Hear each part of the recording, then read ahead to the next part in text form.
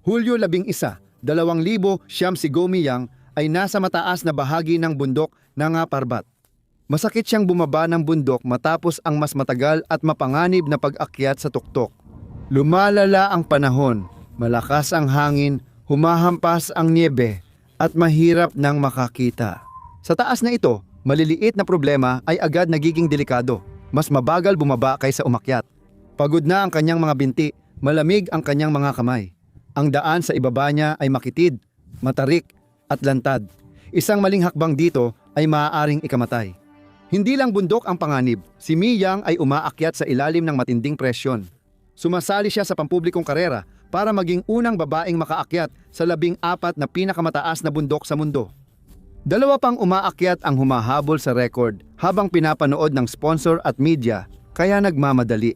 Sa bawat hakbang na ginagawa niya, mahalaga ang bawat galaw, mahalaga ang bawat pagkaantala at ang mga desisyong nagdala sa kanya sa bundok na ito ngayong araw ay malalagay sa pagsubok. Maligayang pagdating sa extreme edge. 3 taon na ang nakalipas, sa isang malamig na hapon, si Go Miyang ay nakatayo sa dalisdis ng Cho-Oyu at tumingin sa tuktok nito. Karamihan sa mga tao ay makikita ang mga bundok na masyadong mataas, mga hamon na napakalaki, ngunit nakita niya ang isang pangarap na napakalaki na halos imposible na itong maabot. Para kay Miyang, naging mahalagang yugto sa buhay niya ang Cho-Oyu.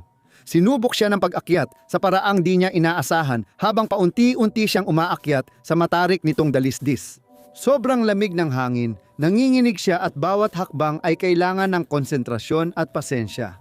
Walang mga tao, walang ingay, tanging ang tuloy-tuloy na ritmo ng paghinga at ang paulit-ulit na tanong kung kaya ba ng kanyang katawan at espiritu na marating ang tuktok. Nang sa wakas ay marating niya ang tuktok, tuluyang nagbago ang kanyang buhay. Walang katapusang mga taluktok ang bumalot sa abot-tanaw, umaangat ng mataas sa ibabaw ng mga ulap. Sa sandaling iyon, nawala ang kanyang pagod kahit ilang segundo lang at pakiramdam niya ay nakatayo siya sa ibabaw ng mundo. Habang nakatayo si Miyang, nakita niya hindi lang bundok kundi posibilidad at naramdaman kung gaano kalayo ang kaya niyang marating. Pinatunayan ng Cho-Oyu ang pagiging karapat-dapat niya. At habang nakatingin siya sa mga niyebeng bundok, unti-unting nabuo ang bagong pangarap. Kung kaya niyang tumayo rito, baka kayanin din niya ang lahat ng pinakamataas na tuktok sa mundo at maging unang babaeng makaakyat sa 14 na 8,000 metrong tuktok. Isa itong kabaliwang ideya, lalo na para sa isang nagsimulang umakyat ng bundok sa huling 30 taon at isang simpleng empleyado ng gobyerno. Si Go Miyang ang bunso sa isang malaking pamilya sa South Korea na may 2 anak na lalaki at 4 na anak na babae. Unang nakaakyat siya noong 1989, 22 taong gulang at nagtatrabaho sa Ministry of Agriculture, Forestry and Fisheries. Isang araw, habang naglalakad sa Bukasan Mountain, malapit sa Seoul, nakita niya ang mga umaakyat na sumusuong sa matarik na bato ng Mangyong Dae. Pinanood niya ito. Namangha siya sa lakas at kumpiyansa nila at sa sandaling iyon, naramdaman niyang nahikayat siyang subukan ang pag-akyat. Ang unang pagnanasang iyon ay nanatili sa kanya at lalo pang tumindi.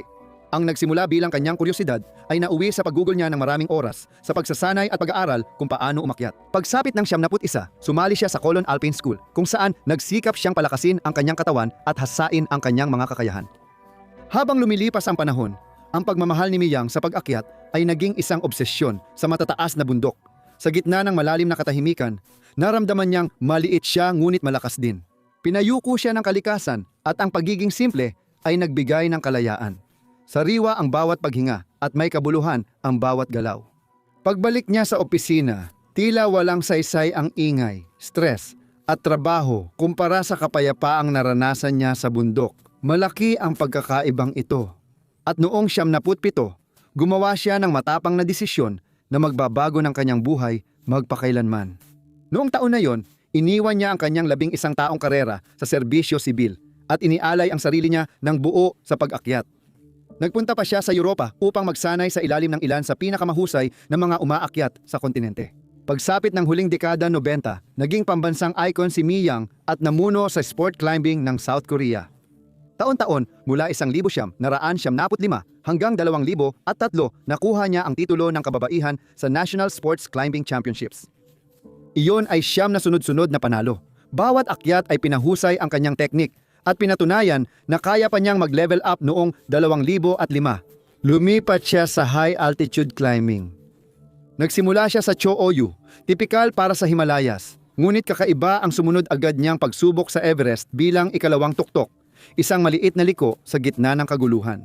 Linggo-linggo sa Patreon, naglalabas ako ng eksklusibong video, paliwanag o personal na kwento na hindi ko nilalagay sa YouTube. Para makita ang behind the scenes kasama ako, sumali sa Extreme Community sa Patreon. Kita Kits! Noong Mayo 2007 tumayo si Miyang sa tabi ng kasama niyang umaakyat, si Kim Jae-soo. Sabay nilang tinitigan ang matataas at nagyeyelong dalisdis ng Everest na waring sumasayad sa langit. 29,000 talampakan ng niyebe, yelo at pananabik lang ang pagitan nila at sa tuktok. Simulat sa pool, sinubok ni Everest si Miyang. Ang lamig at manipis na hangin ay nagpadama na bawat hakbang ay laban para mabuhay. Masakit ang daliri niya sa kamay at paa at bawat araw ay lumalamig. Habang umaakyat siya, lalong naging delikado ang daan, lumalalim ang niyebe at nagbabantang lamunin sila ang mga bitak. Sa bawat liko, patuloy siyang umaakyat at nagdarasal na maganda ang panahon. Tuwing natatakot, inaalala ni Miyang ang dahilan ng kanyang pagpunta roon.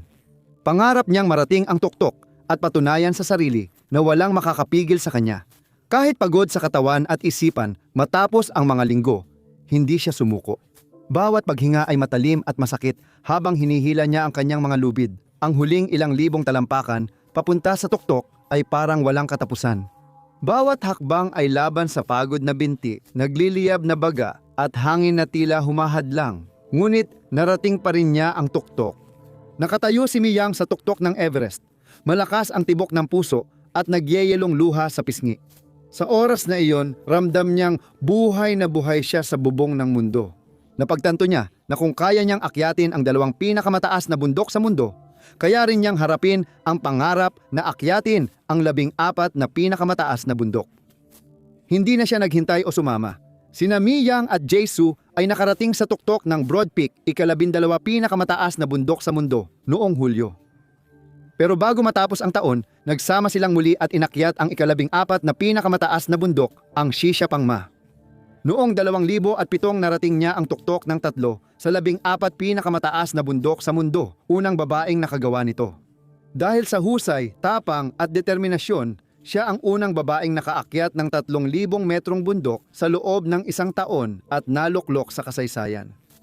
Lalo nitong pinatindi ang kanyang pagnanais, subukan ang mas matataas na ruta, mahahabang araw sa pader at tahimik na sandali kung saan masusubok niya ang sarili at maramdaman ang pagiging buhay.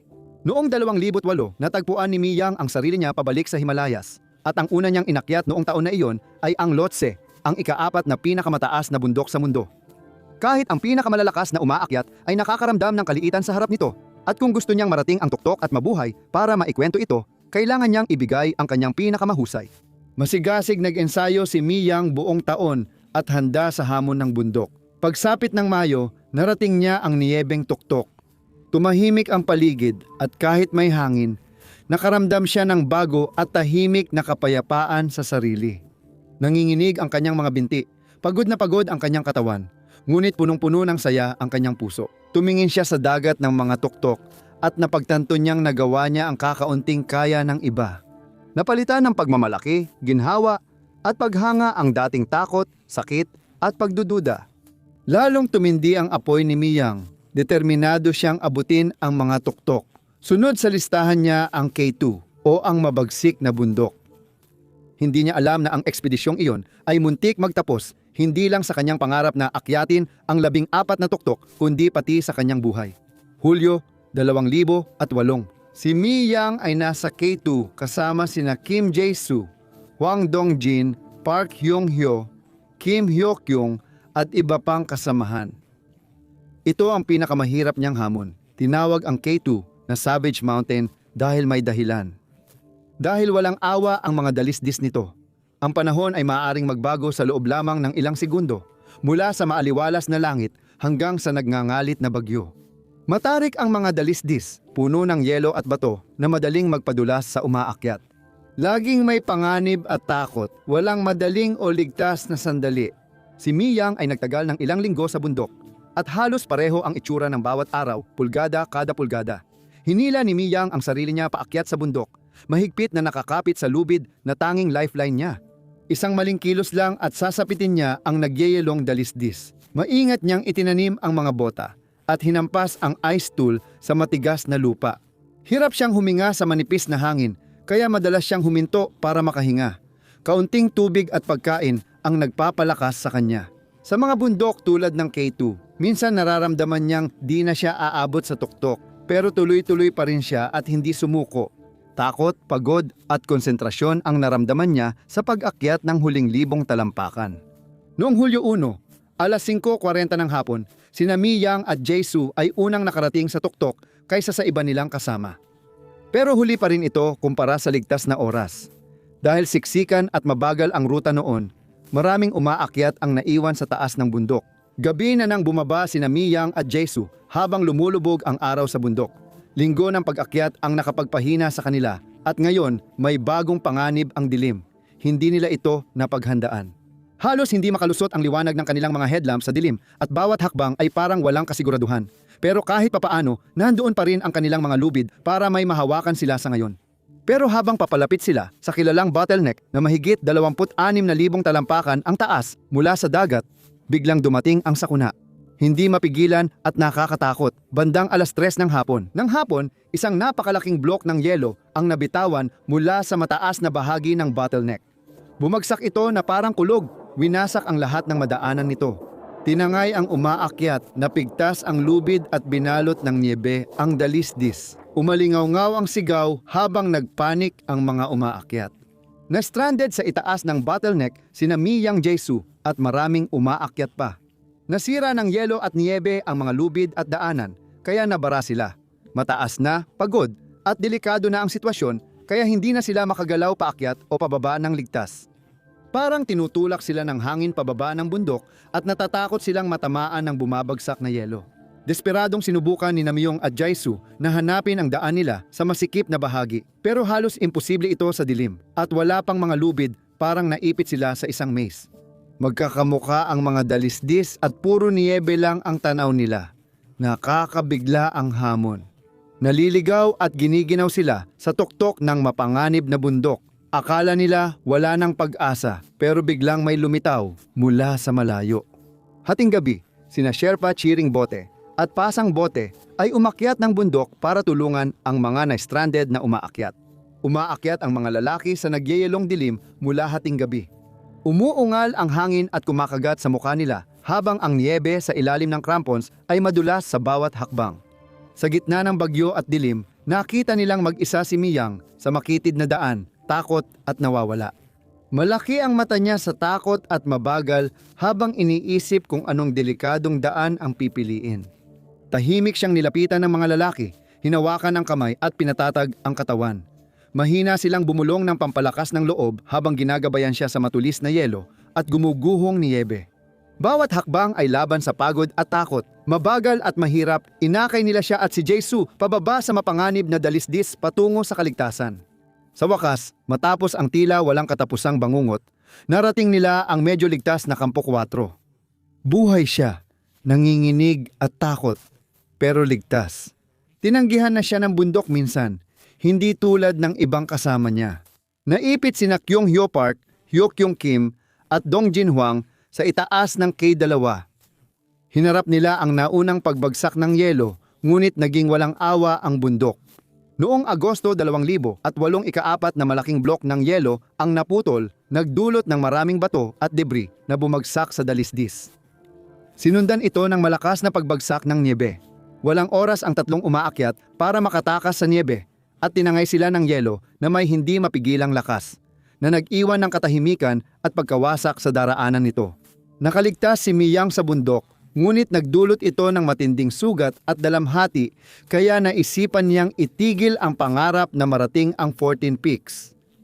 Hindi niya maiwasang tanungin, sulit ba ang 14 Peaks sa lahat ng panganib? Pwede ba siyang mamatay dahil dito? Kung ikaw siya, anong gagawin mo pagkatapos ng trahedya? Nakakuha si Mi Yang ng maraming pagmamahal at suporta mula sa kanyang mga kapwa Koreano at sa media. Lumabas siya sa mga pahayagan, magasin at mga panayam. Ipinakita niya ang kanilang mahahalagang pagpapahalaga tulad ng tapang, puso at lakas sa gitna ng trahedya. Ang K2 ay hindi lang delikadong akyatin. Dito rin siya nawala ng kasamahan at nasaksihan ang kamatayan. Ngunit hindi niya tinalikuran ang mga bundok o naghahanap ng atensyon. Malalim siyang nagluksa at tinanggap ang sakit ng may kababaang loob. Hindi siya tinuring na walang takot na bayani, kundi isang taong natatakot at nalulungkot pero nakakahanap pa rin ng lakas magpatuloy. Sinabi ni Miyang sa mga panayam na nilampasan niya ang sakit ng pagkawala ng kanyang mga kasama at ayaw niyang magpakalugmok sa kalungkutan. Alam niyang hindi siya gagaling kung maghihintay lang habang buhay. Ang kanyang walang takot na pag-akyat at hindi matitinag na espiritu ang nagbigay sa kanya ng lugar sa hanay ng mga pinakahinahangaang adventurer ng Timog Korea. Hinahangaan siya hindi lang sa husay sa bundok kundi sa tapang at determinasyong dala sa bawat paglalakbay. Noong panahong iyon, mahal siya ng buong Timog Korea at hindi niya sila bibiguin.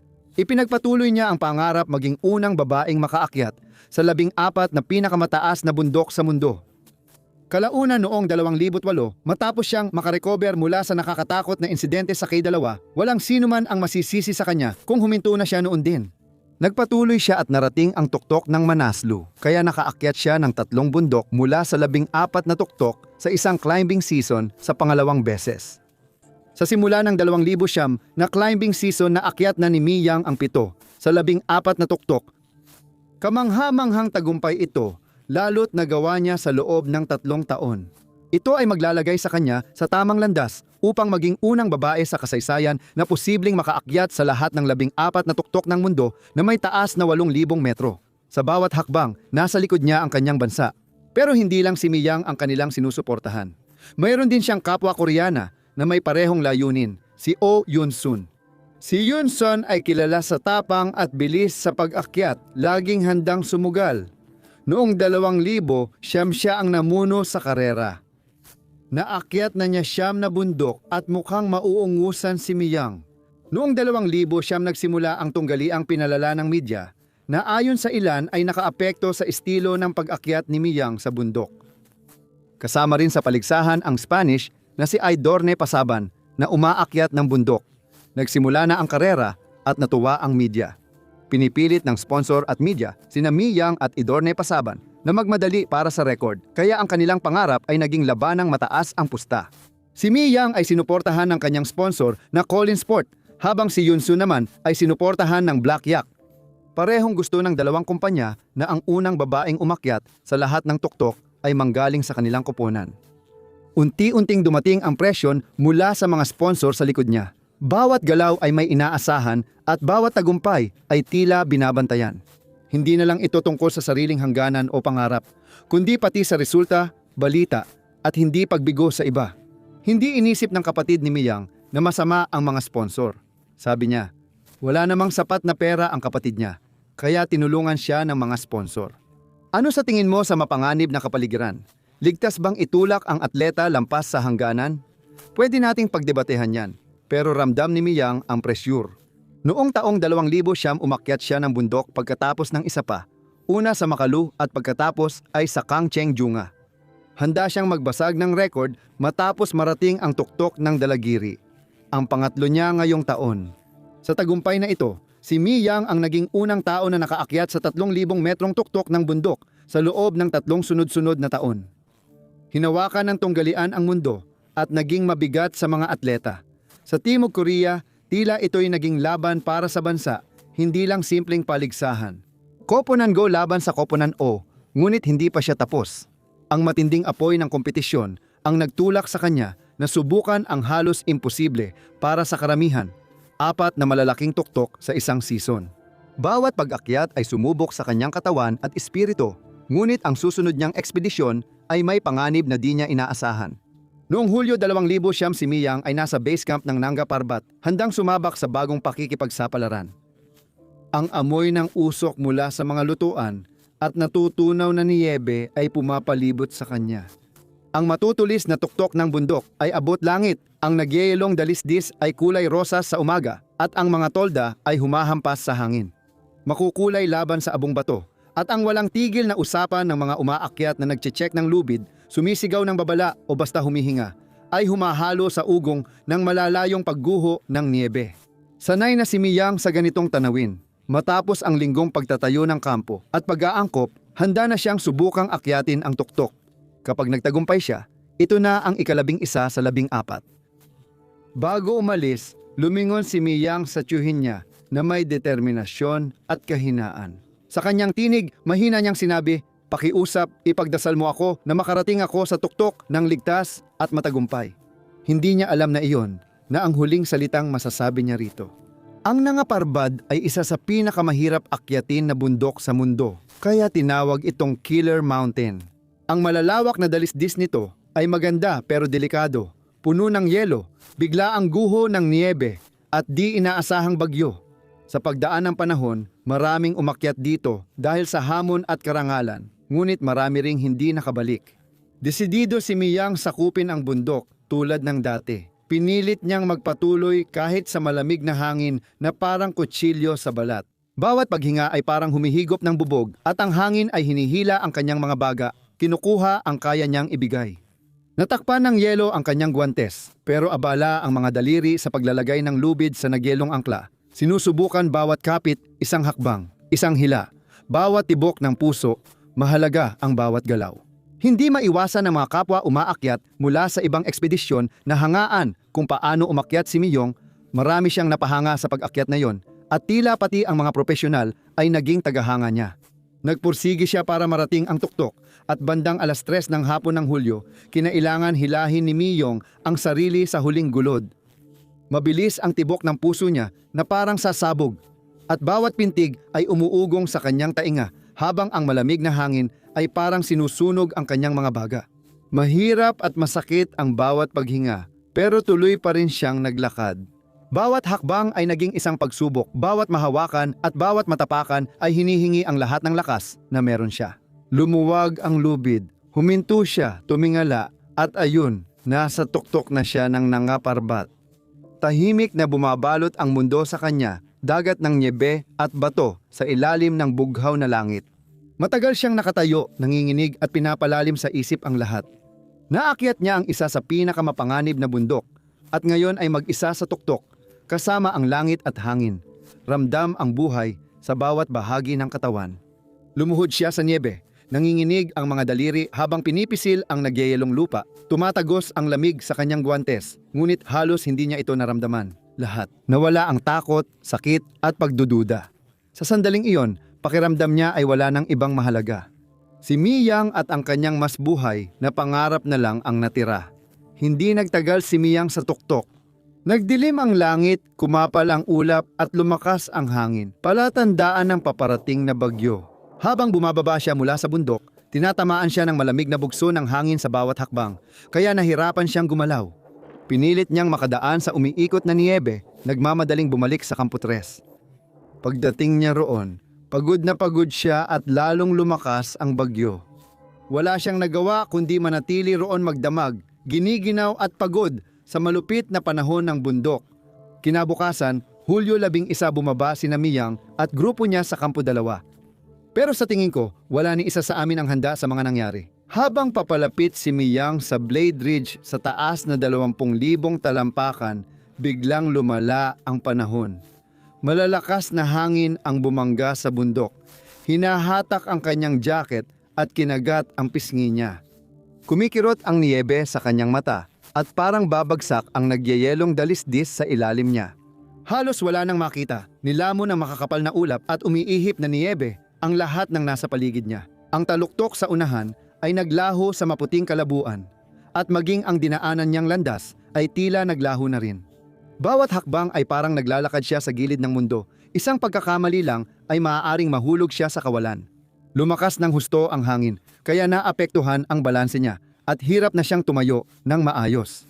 Pagkatapos, bandang 1:00 PM, nangyari ito, nangyari talaga. Nadulas si Miyang at biglang nahulog ng halos 5,000 talampakan sa bangin. Parang tumigil ang oras habang nakatitig sa gulat ang kanyang climbing team. Mabilis ang tibok ng puso. Hindi nila matanggap ang hilakbot ng nangyari. Bumalot sa kanila ang takot, hindi makapaniwala at kawalan ng magawa.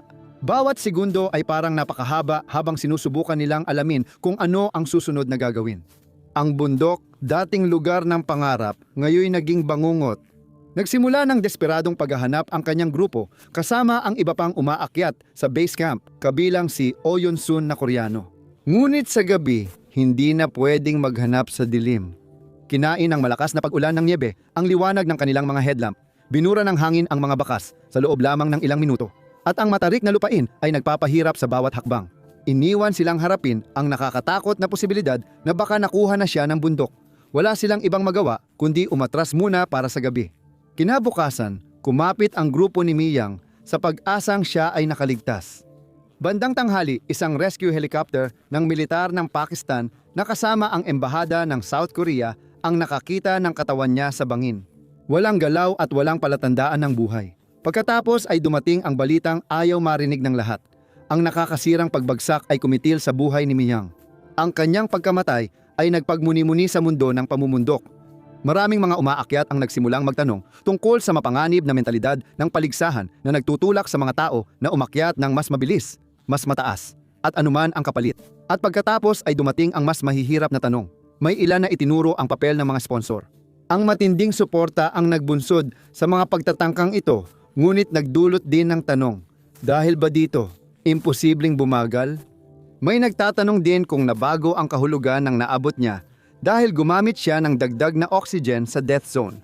Ang kapwa umaakyat na si Sidorne Pasaban na kalaunan ay naging unang babae na nakaakyat sa lahat ng 14 na tuktok ay nagsabi na ang tunggalian ay naglagay sa panganib ng mga buhay.